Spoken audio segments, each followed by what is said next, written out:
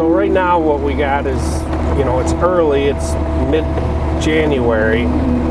We had a really good November, a couple of cold nights, and we were able to get a lot of stuff open, but December brought a little bit of rain, so what ended up happening was we sustained what we had, but we weren't able to get any new slopes opened or any additional snow on the slopes that were open.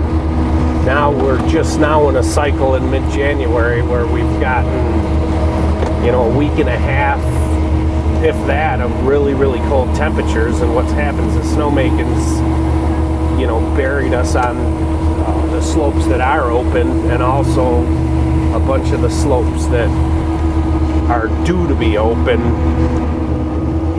This time of the year, we're actually, you know, we're shaping the slopes, we're establishing the slope, getting the slope coverage, and getting the slope count, getting our slopes up to where we need to be.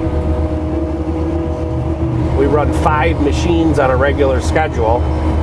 On average, you know, a snowcat, each machine might be able to push 30 to 40 piles a night, plus groom the rest of the resort that doesn't have piles on it. So just doing the math, they're running 24 hours a day with 220 guns. It doesn't take them long, in a week and a half, to get this many piles out there. So right now, grooming's playing a little bit of a catch-up. We're just trying to, you know, get the piles knocked down, get the slope skiable, and